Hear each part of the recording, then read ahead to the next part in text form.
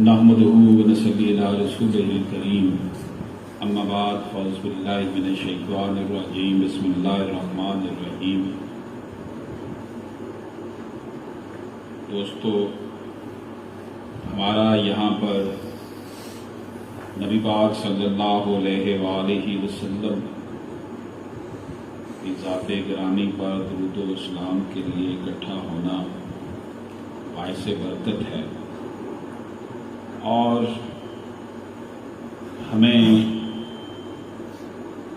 یہ دیکھنا چاہیے کہ سماج میں، سوسائٹی میں ہم کس طرح سے اپنا کردار ادا کر رہے ہیں۔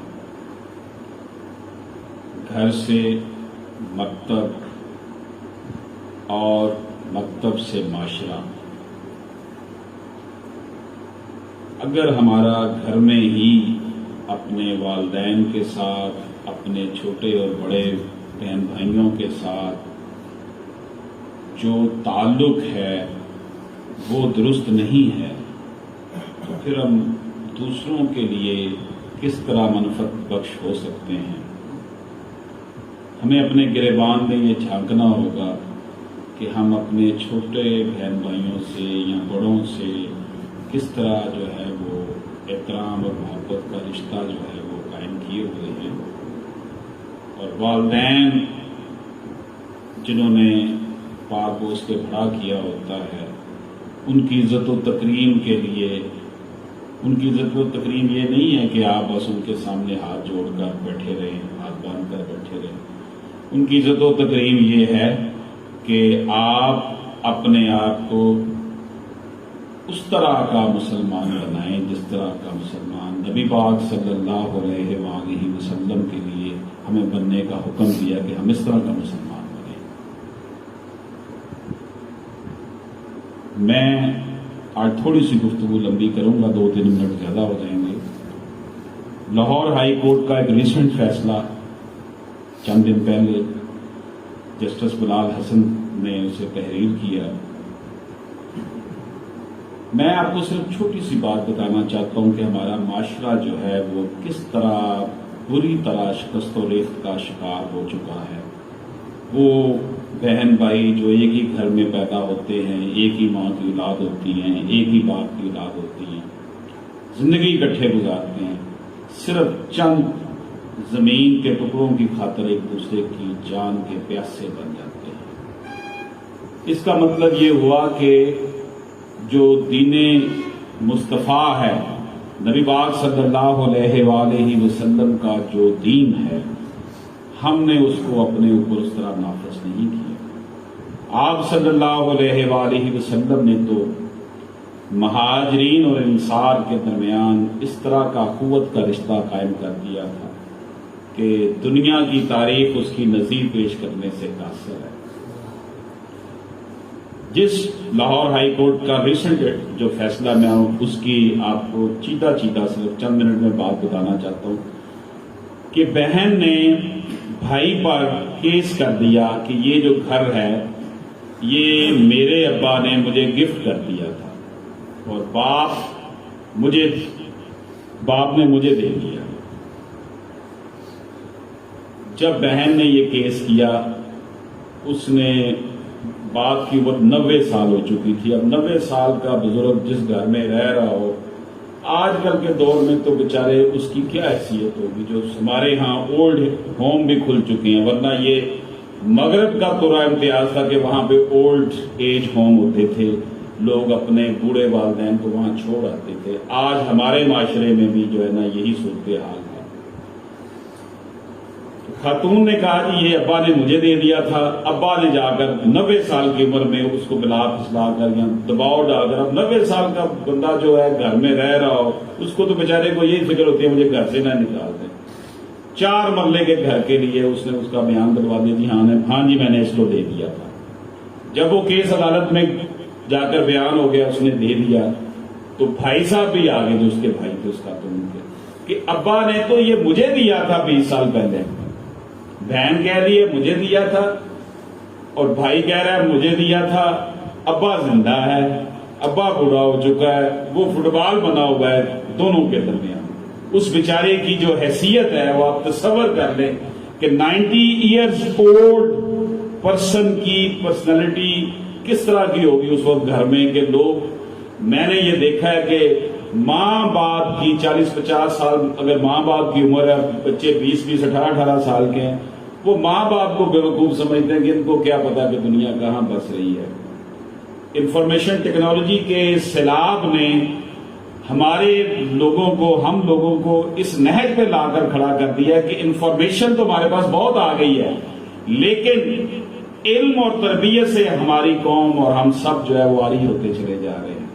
ہم خود کو جو ہے وہ بڑے فن خاں سمجھتے ہیں، لیکن عملی طور پر جو صورتحال ہے وہ ہماری بالکل برعکس ہے. عدالت میں جناب کیس ہوا، دونوں نے کہا جی ہمیں دے دیا تھا. ابا کا بیان بہن نے اپنے بیٹی نے اپنے حق میں کروا لیا. کیس جو سول کورٹ تھی اس نے جو ہے وہ بھائی کے حق میں دے دیا.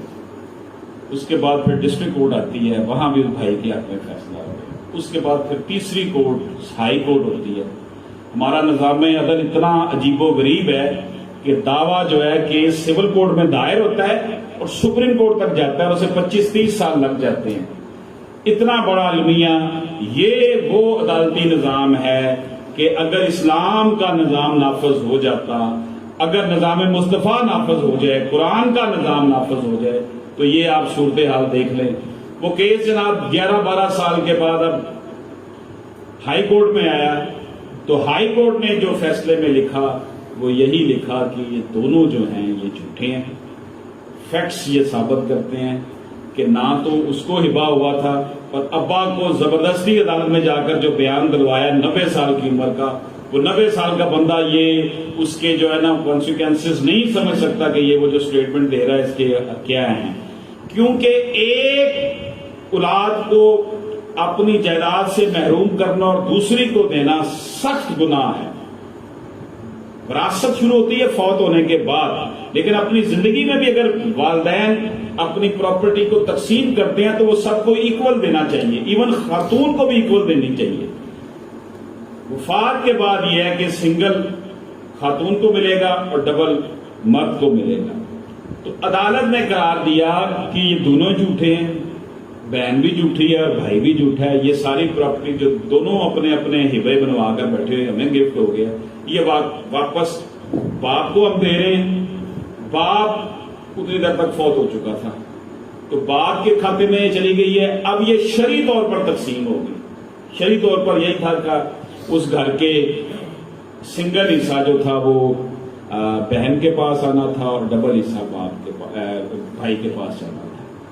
تو یہی اگر تقسیم وہ اپنی زندگی میں کر لیتے، بے شک وہ ہاف آف کر لیتے جو تملیغ کا نظام ہے، تو 11 12 15 سال کی عدالتی جنگ کے بعد، پیسے خرچ کرنے کے بعد، عدالتی نظام میں اتنی قباحتیں ہیں، اتنی برائیاں ہیں، اتنے مسائل ہیں کہ آدمی کا جا کر وہاں دم گھٹتا ہے کہ میں کس جگہ میں آ گیا ہوں. اتنے پیسے بھی خرچ کیے، جاگنسائی بھی ہوئی، اور سب سے بڑھ کر یہ کہ اللہ کے ہاں کیا جواب دیں گے، کیا منہ لے کر جائیں گے نبی پاک صلی اللہ علیہ وسلم کے پاس شفاعت کے لیے کہ ہم زمین کے، وہ 4 مرلے کا ٹکڑا ہے زمین کا، اس کے لیے جناب دونوں نے اپنے اپنے ورشن یہی دیے، حلف یہ دیا کہ یہ ہمارا ہے. تو میں یہ اس کیس کے متعلق بات کرنے کا مقصد یہ تھا کہ معاشرہ کس طرح زوال و انحطاط کا شکار ہو چکا ہے. ہم سب لوگوں کو یہ دیکھنا چاہیے کہ ہم لوگوں کے سامنے تو بڑی لپ سروس کرتے ہیں اور بڑے جناب نیک پاک صاف بن کر بڑی نصیحتوں کرنے والے بن کر بیٹھے ہوتے ہیں، تو کیا ہمارے شر سے ہمارا ہمسایہ محفوظ ہے؟ کیا ہمارے شر سے ہمارے جو رشتہ دار ہیں وہ محفوظ ہیں؟ کیا ہمارے شر سے ہمارے بہن بھائی اور والدین ہمارے شر سے محفوظ ہیں؟ اگر وہ اس ایج میں آ کر بوڑھے والدین اپنی اولاد سے ڈرنے لگ جائیں تو میں سمجھتا ہوں کہ اس اولاد کو ڈوب کر مر جانا چاہیے. کہ جب اولاد جوان ہو جائے اور ماں باپ اس سے ڈر رہے ہوں کہ کہیں یہ مجھے. چند دن پہلے مجھے ایک کال آئی 74 سال کی خاتون کی، اس نے کہا جی میرا بیٹا مجھے مار رہا ہے، شدید مجھ پہ تشدد کر رہا ہے 3 دن سے، اور مجھے کہہ رہا ہے کہ اس گھر سے نکل جاؤ اپنی بیوی کے پیچھے لگ کر۔ میں اب اس عمر میں 74 سال کی عمر میں کہاں جاؤں گی؟ یہ گھر میں نے بنایا تھا، میں بیوہ تھی، میں نے اس کو پالا، اس کی شادی۔ تو میں نے اسے کہا تم تھانے چلی جاؤ، 15 پہ کال کر لو۔ تو کہتے یہ 15 پہ کال کی، پھر انہوں نے کہا تھا یہ آپ کا گھر کا معاملہ ہے، آپ گھر میں نہیں بتائیں۔ 74 سال کی خاتون چیخ رہی ہے، پکار رہی ہے کہ میرا بیٹا مجھ پہ تشدد کر رہا ہے۔ یہ صورتحال اس معاشرے کی ہے جس معاشرے نے قرآن کو سینے سے لگا رکھا ہے، اور یہ اللہ پاک نے، نبی پاک صلی اللہ علیہ وسلم نے عورت کے قدموں میں، ماں کے قدموں میں جنت کو قرار دیا۔ یہ معاشرے کی جو یہ تصویر ہے، یہ ہمارے مجموعی رویوں کی غمازی کرتی ہے کہ ہمارا معاشرہ کس طرح زوال کا شکار ہو چکا ہے۔ ہم اتنے وہ عجیب و غریب ماحول میں سب لوگ چلے گئے ہیں۔ معاشرے کا اگر ایک فرد بھی ایسا کرتا ہے نا تو سب کی یہ ذمہ داری ہوتی ہے، کیونکہ مل جل کر رہنے کا نام معاشرہ ہے، اور اسلام نے تو سبق ہی ہمیں دیا ہے کہ یو آر ون بردرہڈ، تم ایک ہی بھائی چارے کے ہو۔ اس کے باوجود اگر ہمارے معاشرے میں اتنا بگاڑ آ گیا ہے کہ جناب اس طرح کی صورتحال بنی ہوئی ہے، تو ہمیں پھر اپنے ایمان کی بھی خیر بنانی چاہیے۔ اللہ پاک ہم سب کا ہمیں ناصر ہو۔